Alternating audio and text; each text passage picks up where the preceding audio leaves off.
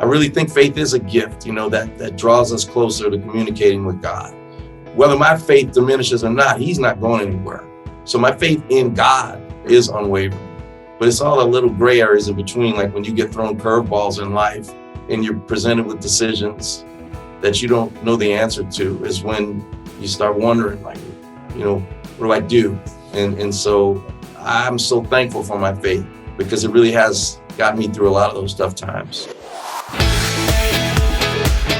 Harry Connick Jr. is my guest today on CIA, Contagious Influencers of America. From the producers of Keep the Faith, I'm David Sams. Wow, Harry was such a nice guy. I got like 45 minutes with him, and he was just one of my favorite people to interview. And I can't wait to share this interview with you. Of course, he's a great singer. He's sold tens of millions of records worldwide, and he's one of the top artists of all time, one of the top male artists. He's a composer, an actor. He had a television show for some time, so he's a TV host.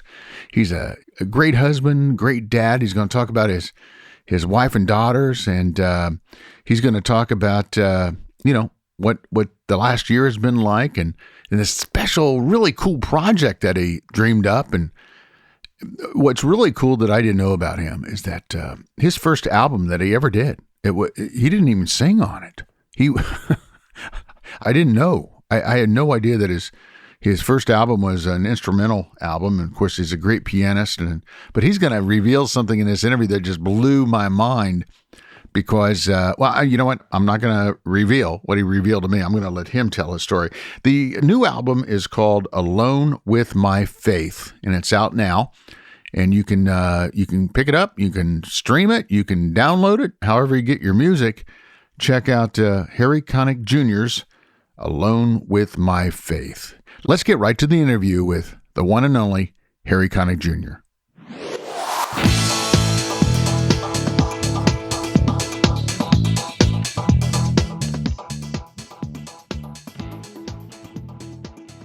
Hey, Harry, how are you? Good. How are you? You're looking good today, as usual. Thank you so much. Where are you today? I'm in Connecticut. Okay, well, I'm right here in Tennessee and enjoying this 70-degree weather. Hopefully, we're sending it your way. Man, I hope so. We're ready for it. Hey, I have to tell you, I listened to the your entire album, and man, boy, you were anointed during this. I want you to tell me the story, but I got to tell you, the old rugged cross really got to me, man. That was an amazing arrangement, amazing performance. So let's get right into it, because I know a lot of our listeners are just going to eat this thing up, and I know there's a special story behind it. So tell me about it. Sure. Well, first of all, thanks for having me on. It's really nice to talk to you. This whole idea came about right around the time the pandemic started. So I remember being on tour, and we had to cancel our tour just like everybody else sort of had to put their lives on hold. And this was back in March of 2020. And I came home, I was with my wife and my kids, and, a week or two went by. And I might add that I was fortunate to be one of the lucky ones who could actually stay at home. And I had some time to kind of think about things and what was going on in the world, and, wonder about the safety of people I knew and loved. And, I'm a musician, right? I'm a performer. So I wanted to make some music. So I went into my home studio and just started screwing around, and found myself playing some songs that felt really good to me. Songs like Old Rugged Cross and How Great Thou Art. And I said, well, maybe I could do a collection of songs about faith. And as the idea evolved, I realized that if I was being honest with myself, sometimes I questioned my faith. Mm-hmm. And sometimes I was unsure. Mm-hmm. And I felt weak and confused. And I started writing those things down in song form.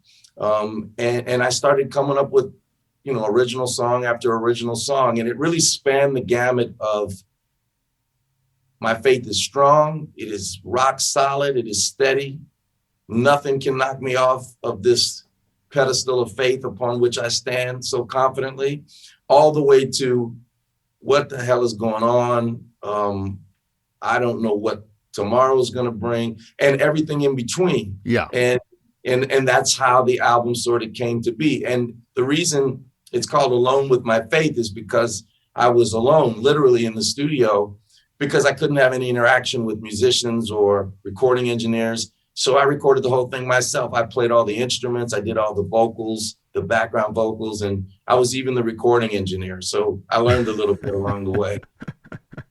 Tell me about that, because, okay, here you are alone in the studio doing all of the instruments, doing all the arrangements, doing all the vocals. I suppose you were getting some feedback from your wife, right? I mean, or were you just completely alone for months putting this thing together?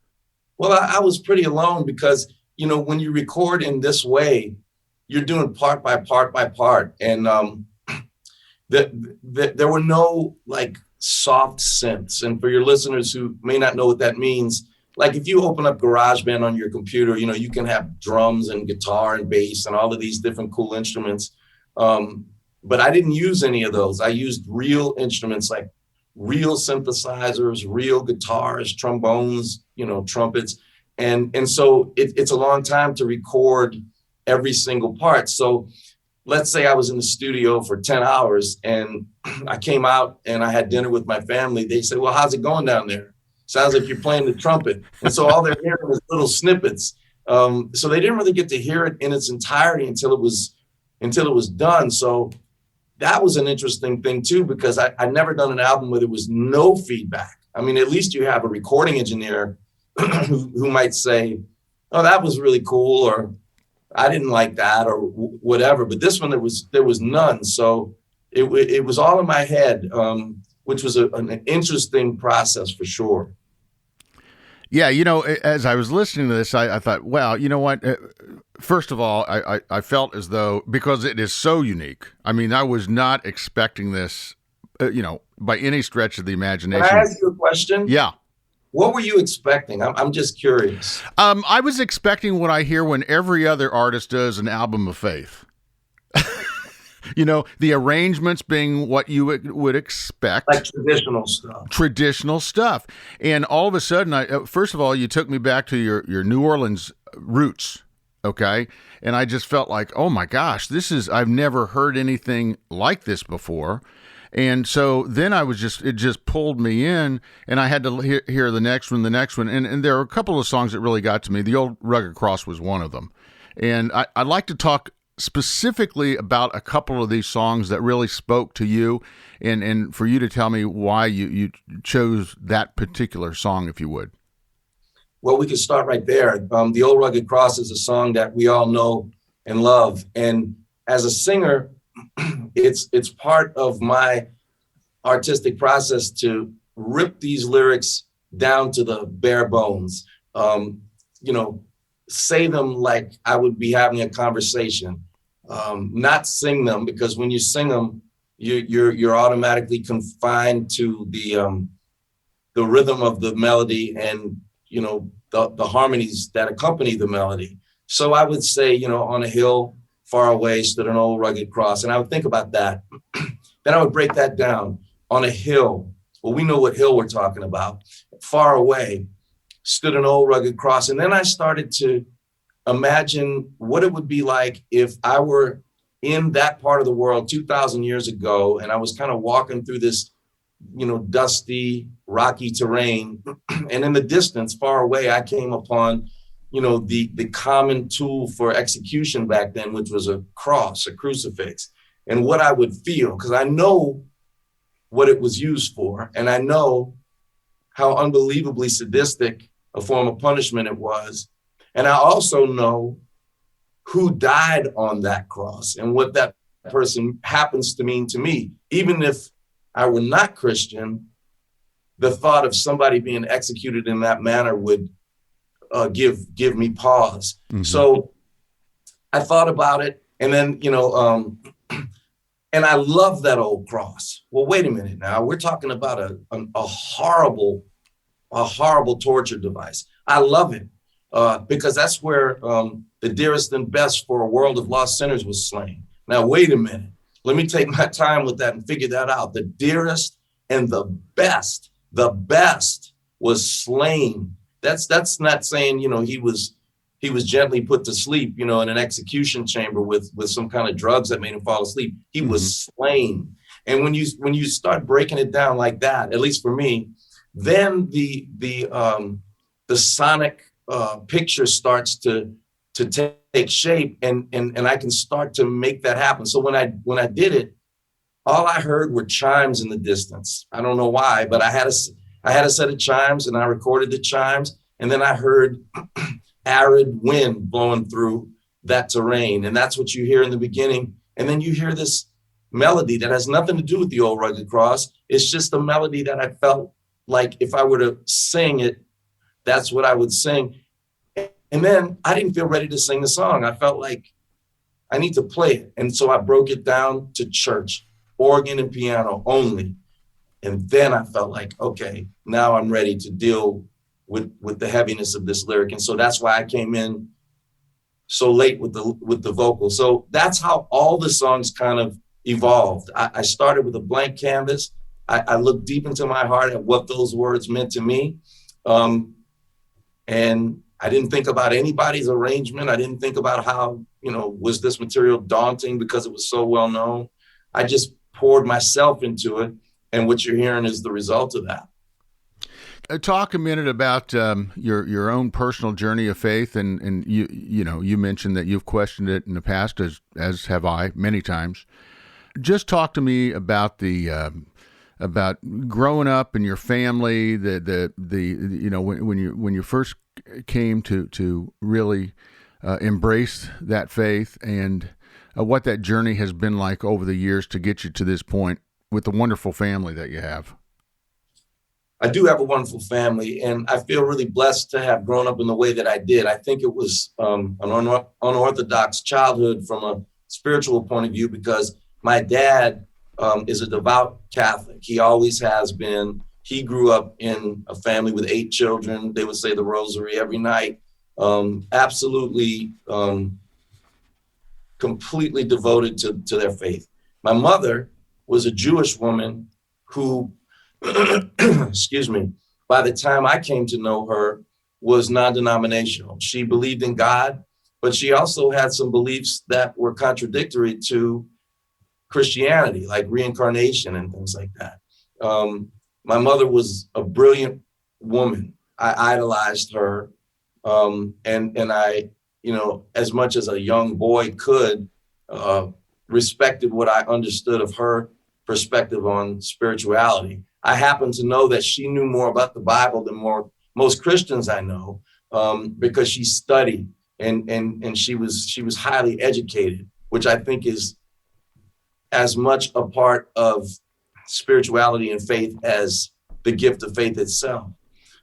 Anyhow, she didn't want me to be baptized when I was a baby. She wanted me to decide for myself. Mm-hmm. And I wish I could see the faces of your listeners right now. Some of them might say, well, that's not a bad thing, because you come at it from a personal perspective. Other people might say, that's terrible. You're denying that child the fundamental, the fundamentals of being born into it. Well, whatever you think, I ended up being a 13-year-old whose mom had died and felt like I wanted to be a part of something that gave me comfort. And because I had grown up around my dad and my extended family, and there's a gazillion of us in New Orleans, I wanted to be part of the Catholic Church. So I got baptized and confirmed when I was 13. And I studied it out of a desire to be comforted, mm-hmm. and to be part of a larger spiritual community. And I kept going with that until today. And along the way, just as you said, there have been some times of doubt, but there have also been some times when I feel so good about it, mostly the latter. But there are times like during the pandemic, or when someone close to you gets sick or dies, that, maybe sometimes. I did an interview yesterday and the person says, yeah, we all question why would God do that? I'm not sure God's doing anything. Mm-hmm. I think it's probably part of his plan, but I think this is, he gave us free will, and he gave us the choice to think what we want to think. And I know what I believe, and I think this album is a representation of that and all facets of that. Mm-hmm. Mm-hmm. Can you tell me about a particular time, a particular story that you have that where your trust in God and your faith got you through a dark, deep valley? Oh yeah, I mean, there's been so many times. I mean, the thing that comes to mind most recently is when my wife was diagnosed with breast cancer. I was so scared. I mean, I had been through that with my mother. Now I'm looking at it again, kind of eye level. We have 3 children, and I was absolutely terrified. I don't know what other word to use, and I know that your listeners who have been through anything like that know that feeling so well. It's a empty, helpless feeling, and I prayed. I prayed. I spent a lot of time not praying for things for me. Like I would just pray to try to be a better person and a better husband, a better father, and things like that. But I almost felt guilty saying, God, please help this situation happen or something. I don't know. But when in times like that, it's like all bets are off. It's like, God, please save my wife. Please help me navigate this uncharted course. And that's what got me through. That's what got me through. And it's like I really think faith is a gift, that draws us closer to communicating with God. And whether my faith diminishes or not, he's not going anywhere. So my faith in God is fairly unwavering, or is unwavering. But it's all the little gray areas in between, like when you get thrown curveballs in life and you're presented with decisions that you don't know the answer to, is when you start wondering, like, what do I do? And so I'm so thankful for my faith, because it really has got me through a lot of those tough times. How's your wife Jill doing now? Man, she's doing great. Thanks for asking. I told her last night, I said, Jilly, I do a lot of interviews and a lot of people ask about you. She said, what do you want to know about me for? I said, well, I think this world is full of good people. And I think even though we may not know each other, we kind of inherently care about each other. And I think it's our instinct to care and to love. And they love you. And it made her feel really nice. She's almost 8 years cancer free, and she's in good health. And we're just lucky that we made it through. I just have to ask you. You guys have been together, I think, for 3 decades or so. I have to ask you the obvious question: what's the secret? I don't know if there is a secret. I think it boils down to. Sorry, man. Must be dust in the air or something. For me, it's I take marriage seriously. It's really important to me. I guess I'm a perfectionist in everything that I do. I want my work to be the best that it can be. I want my marriage to be the best that it can be. And for me, that means when you put that ring on your finger, that's not going anywhere. Now, obviously, there are an infinite number of circumstances where marriages don't work out. And I understand that. And I'm not judging anybody for any particular circumstances that they're in that would lead to a marriage falling apart. But for me, it's my job as a husband to make that woman's world as happy and safe as I can. And I'm not saying I'm the best at it, but I think about it a lot. And I try to get better at that, because that's all I have. And if I don't have that, if I don't have my family and my faith, I don't have anything. I don't have anything else. There was a really famous guy one time, really, really famous, who asked me, "You cheat on your wife?" I said, "No." He says, "Why not?" I said, "Because, she's my everything." He said, "But doesn't it weigh you down?" I said, "No, it's quite the opposite. It gives me wings." When you have a strong person that you love in your life like that, you feel so much more free in every way. I think it's liberating to be with a partner that you love. So I don't know if it's a secret. I think it boils down to love and communication and truth. Hey, I just have to ask you now, is it really true? I saw a clip from your TV show. Tell us about how you two met. Did you really send her an audio cassette? No, where'd you hear that? I'm pretty sure I saw it on your show when you were doing your talk show. No. Here's what happened. Long story short, I was at a hotel in Los Angeles recording an album. The album was called We Are in Love. And I had just released an album, which was the soundtrack for When Harry Met Sally. And I had the afternoon off and I was swimming in the pool. And then I see this woman walk by. I had never seen a more attractive human being in my life. And I knew who she was because we had a mutual friend. So I jumped out of the pool and introduced myself and asked her if she wanted to have some lunch. And she said, "No, I'm late. I'm late to a job." And I don't know what possessed me to say it, but I said, "Please."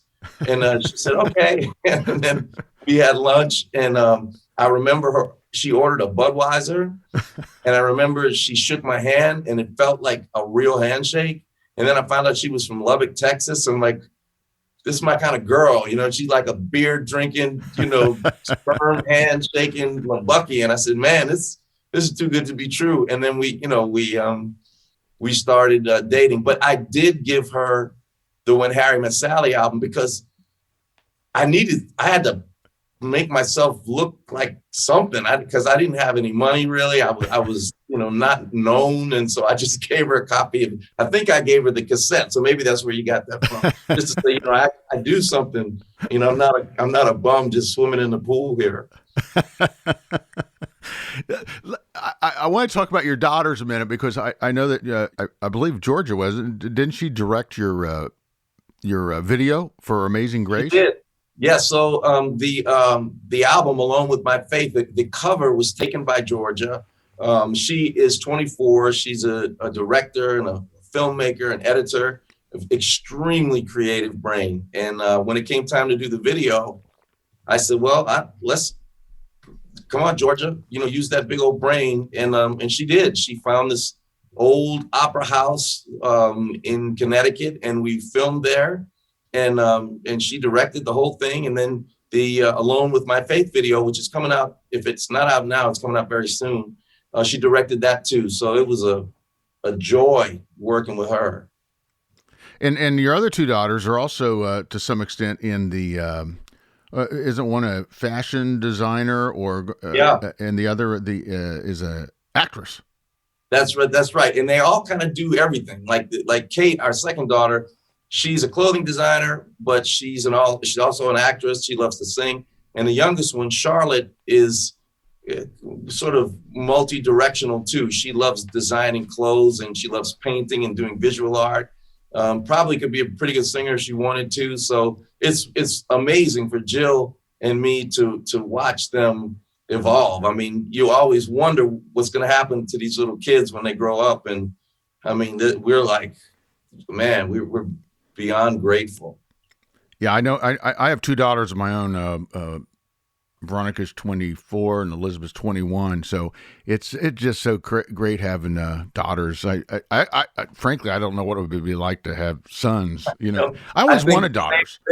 I would not know what to do. Like when, you and I'm imagining around the same age. And when we start having grandkids, I'm hoping for all girls because I don't know what I'd do with a boy. I got the girl thing down. I know about getting my nails done and things like that. But unless the boy wants to get his nails done too, then we go do that. Yeah. Now, how do you deal with the whole when the boys started coming around or showing interest? How did you deal with that? Well, I think it's about raising confident kids, and it's all about self-esteem. And if a child has low self-esteem, I think they're going to open themselves to some situations that may not work out so favorably for them. But if they're confident in who they are, and obviously this is a process that's ongoing, then they'll attract people, of worth, people that are on their level. So with me, it wasn't about worrying about the boys coming around so much as making sure that our daughters were confident in themselves. Mm-hmm. And if we could get them to that point, then they would make some good choices. So I was never one of these fathers who's like, oh, I'm gonna get the shotgun. I think we need to put those things to rest, because what that does is tells your daughter, well, if you're in a situation, you need me to come save you. And I don't want them to feel that that's the only way. Maybe I will have to one day, but it's not about that. It's about empowering them to make good decisions. So I was never one of those, the shotguns in the closet thing. I think it makes everybody uncomfortable. I think it makes the boy uncomfortable, mm-hmm. makes the girl uncomfortable, and it establishes a dynamic between the father and the daughter that isn't, for me, the healthiest way to do it. So, they have had boyfriends that bring them over. I welcome them as much as the daughters welcome them. And then, chances are it's not going to be their husband, but you take every day at a time and, try to love your kids. Yeah. Hey, you've done so much in your career between the music and the films and Broadway and everything else. And of course the talk show. And, I have a little experience in that area myself, and not myself, but launching talk shows. Let's talk about what you really... Yeah, you've done pretty well, I would say, right? Yeah. I've had a little success along the way. Yeah. But I think there's a woman that you started off on her show named something Winfrey or something. I'll tell you, back in the day, I remember we did a whole campaign launching that show, and the whole campaign is, what is an Oprah? I mean, wow, I never met an Oprah before Oprah. So we had a good run, and you're not kidding. And I saw your show the couple of years it was on, and I thought, man, you just got it. Is that something that you really wanted to do, and is that something that was filled a piece of your creativity that you'd never been able to get out there before? Well, as you know, you have to really love it to do. I guess you do, maybe you don't, but I read every book, I watched every movie, I listened to every album. I didn't want to be the guy that had blue note cards. Yeah. I wanted to be the person that knew everything about this person, so when they came, they would feel like a king or a queen sitting up on that panel, and that's all that mattered to me. You know how they give you the countdown like 30 seconds into commercial and stuff? Mm-hmm. I said, I don't want any of that. Mm-hmm. They said, well, how are you going to know when the segment's over? I said, when it's over, it's over. And it would always be about 6 minutes and 3 seconds, because you, as an entertainer, you sort of, develop these skills. And I don't mean to say I was skilled at it, but there was a feeling of, it was a real natural feeling for me to sit up there and learn from these folks. It was important that it was never, ever about me, and that it was always about them. Oprah was on my show. Oh, was she? I didn't see that. I got her to sing. Oh, my gosh, you're kidding me. Yep, she sang I Surrender All. So when I asked her to be on, she said, yeah, I'll come on the show. I said, will you sing? She goes, nope, I will not. I said, listen, I saw an internet clip of you singing at something. She goes, I have never sung on television before. I said, would you sing with me? She goes, Harry, I just don't feel comfortable. I said, well, what if I made you comfortable? What if I guaranteed you that I would hold you tight and guide you through that? She said, I'll do it. And I wrote an arrangement for her, and she sang it, and she stayed the whole hour. We did a whole hour with her. Of course, after we filmed it, we said, look, Oprah, I don't want to overstay my welcome here. I'll just use the one segment if you want. She says, no, let's use the whole thing. So check it out. It's phenomenal, man. I'm going to check it out. That's, you know her. And when she sings it, it's just great. So yeah, I'm definitely looking that one up. So let's talk about your bucket list, your professional bucket list. I mean, what haven't you done that you want to do? Well, I'd love to write and direct and star in a Broadway show, like a Broadway musical. I'd love to do the same for film. You know, I would love to direct film. You know, I've done a few things. You know, I've directed a Broadway show, but it wasn't like a show. It was kind of like a hybrid concert show about Cole Porter. Mm-hmm. But yeah, I would love to do that because, you know, just like you responded well to Old Rugged Cross. I mean, there's things visually that I would like to do that are sort of like that audio. You know, I can see things in my head and I would like to do them, and hopefully one day I'll get a chance to.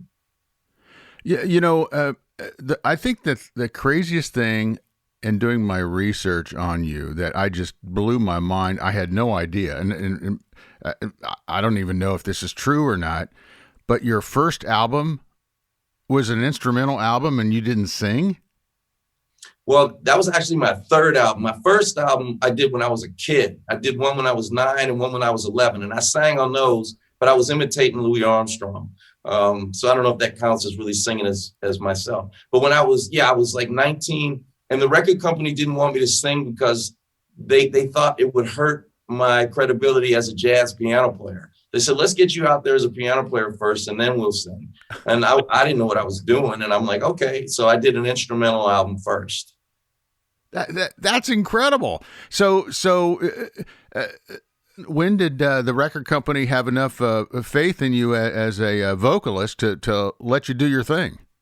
Well, I think the problem was they had faith that it was going to take over, and they wanted me to establish my credibility as a jazz pianist. And I'm glad they did, because, you know, I think everybody can relate to singers, but not everybody can relate necessarily to you know, solo jazz piano. So I think it was a wise move on their part.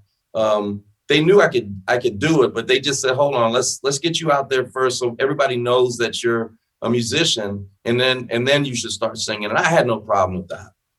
So for young people starting out today, is this a unique avenue, a unique way of positioning yourself that you would recommend? I mean, right now it just seems like everybody goes on YouTube and they have that song and they just put it out there, and if it sticks, it sticks. If you were starting today, okay, you're back to being 19 years old, what direction would you take to get your stuff out there?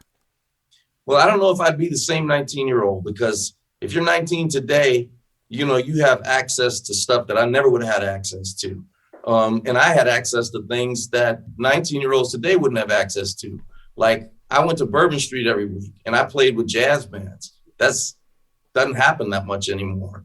Not to the extent it did when I was a kid. Or, you know, I didn't have, you know, a cell phone to look up how to do this or that on the piano. You know, you just had to listen to records and then go in the practice room for 10 hours a day. So I don't know what I would tell a 19-year-old today. All I would say is my situation was unique and your situation is unique. And I think it's important to use every tool at your disposal and be prepared for opportunity when it comes, because if you work on your craft and you become proficient at what you do, if opportunity comes along, you'll be ready for it. And that's the most important thing I could say, really. Yeah, I can relate. When I speak at colleges to a lot of the communication classes, I always take my Bell & Howell 16 millimeter camera that weighs about 100 pounds. And by the way, no audio. And I with a turret lens, with the 3 lenses, and I pass that around, and they're like, "Oh my gosh, what is this thing?" And I'm like, "Well, back when I started, you could get 3 minutes of film on this thing. So you went out and shot it. There's no audio. You took it back to the TV station. You had to process it in soup. Then you had to put it up on 2 reels and cut it with a razor blade and cement. And they're looking at me like, what century? What are you really that old? And I'm like, hey guys, the purpose of me bringing this is to prove to you this is what I had to do. Now you can shoot a movie on your iPhone. You can edit on your iPhone. You can download, you can license music to underscore it online, and you can edit it on your computer, and you can have worldwide distribution via YouTube. So you have absolutely no excuse. You know, when I used to shoot those films, maybe I would get my parents and a few people to sit around and watch the the white sheet I'd put on the wall, right, to right. play it back. So I totally relate. Listen, I have the same story, splicing tape in the studio, but, things should evolve and they should change. And you should be able to take a picture and put a filter on it that makes it look like Ansel Adams, that's great. But the conversely, I think, you're going to find yourself, looking for extremely creative ways to get people to notice you. So, I'm glad that all of these things are happening. I'm glad we have the technology. I know as a musician, man, I'm so glad that there's Pro Tools and Logic and things like that. But it remains to be seen, what sort of artistic impact this generation will have and how long it will last. And I'm pulling for them. I hope they do great, but it's definitely, I don't know what I'd do if I was 19 right now. What is the number one thing that you've learned as an artist? The number one thing you've learned as a husband, a dad, just a human being right here on this planet? What have you learned? The number one thing. The number one lesson. Everything has to come from a place of love. Everything. If you start there, then you're on the right path. I mean, for me, if I wake up in the morning and I see my wife, if I say, I'm going to love her a little bit more today than I did yesterday, or if I look at a piece of music I'm working on and I say, I love what I do, I'm going to dig a little deeper and love it even more and work a little harder to make it even better, to use the gift that I have to its greatest potential. If I meet somebody that is different than me in any way, I'm going to say, I love you. And I want you to feel my love for you. If somebody crosses me or does me wrong or hurts me, I'm going to try to keep my cool. And then at night when I go home, I'm going to pray that we can accept each other. And I'm going to pray for that person to hope that they have a good day and a good week and a good life. So for me, it's about reminding myself how important love is.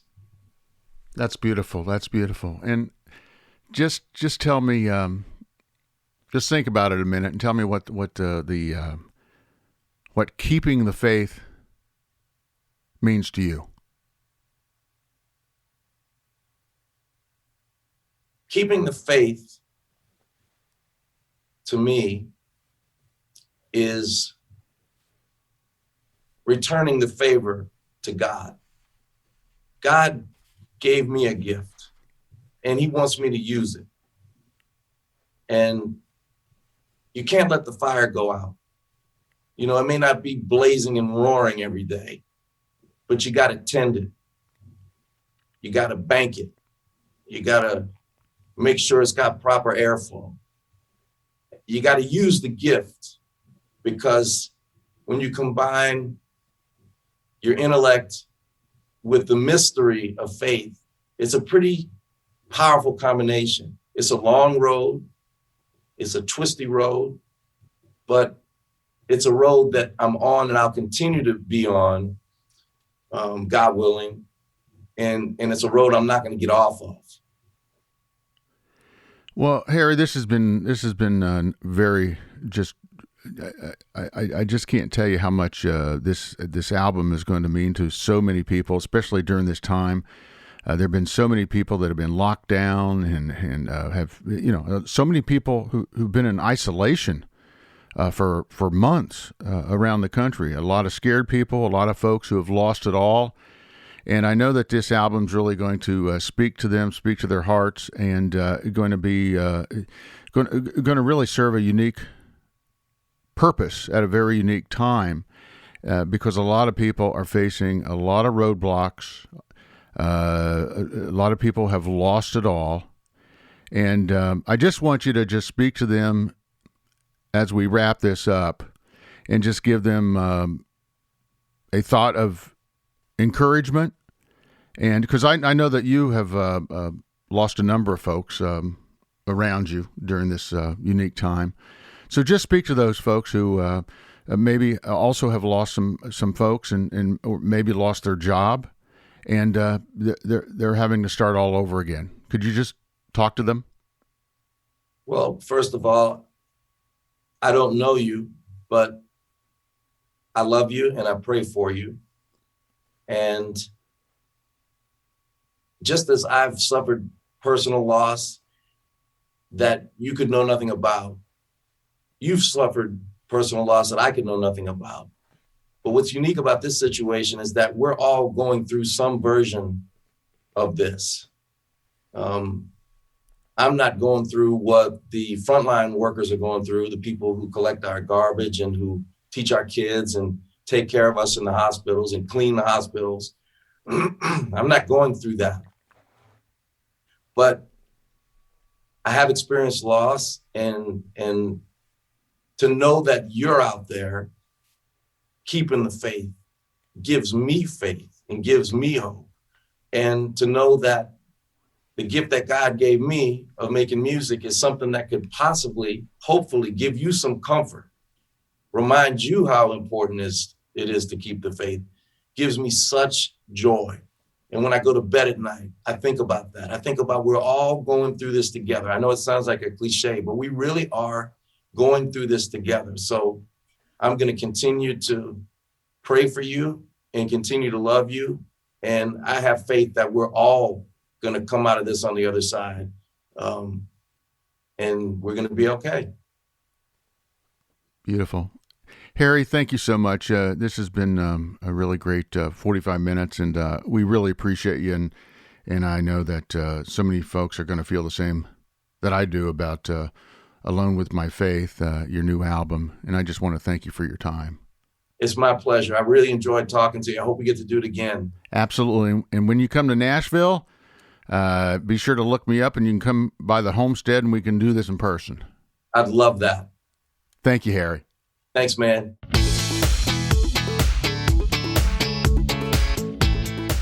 Well, that was fun.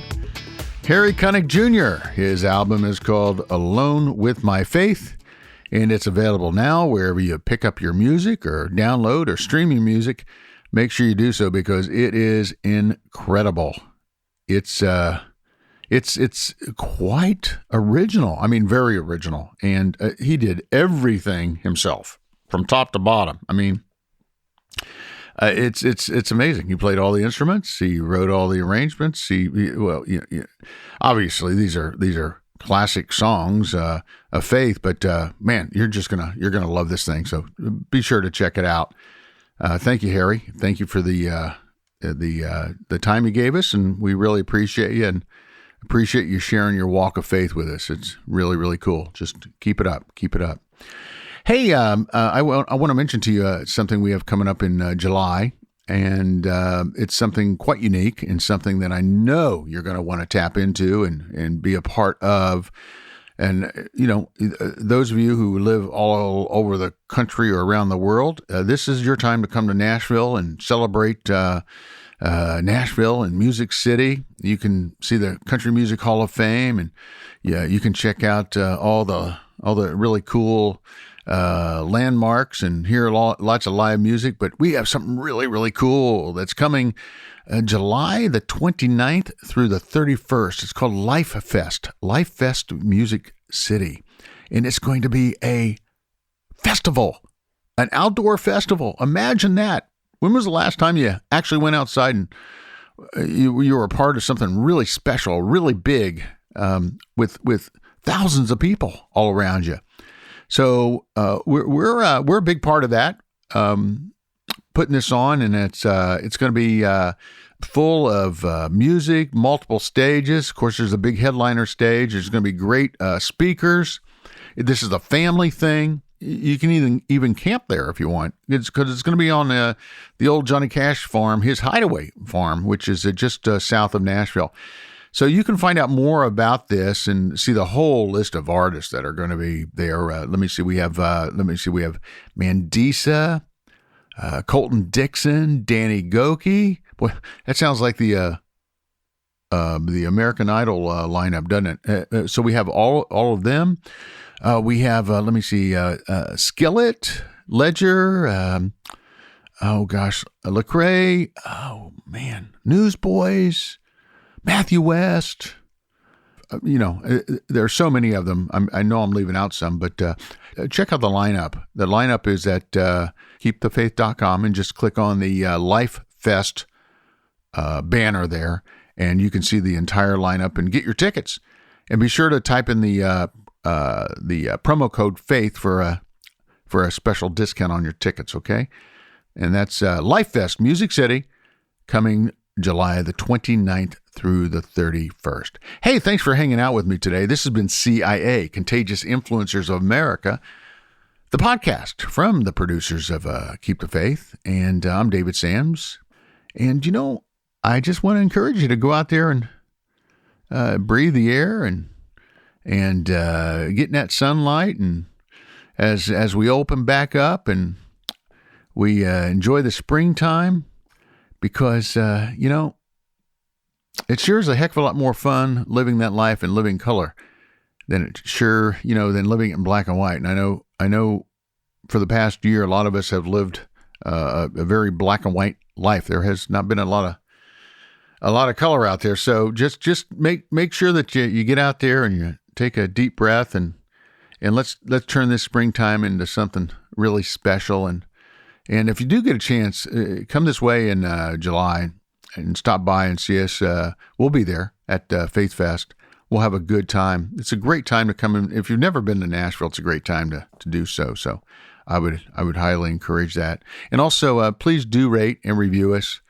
Give us 5 stars. Give us a good review, because that encourages others to check us out too, okay? This is CIA, Contagious Influences of America, the podcast from the producers of Keep the Faith. I'm David Sams. See you next time.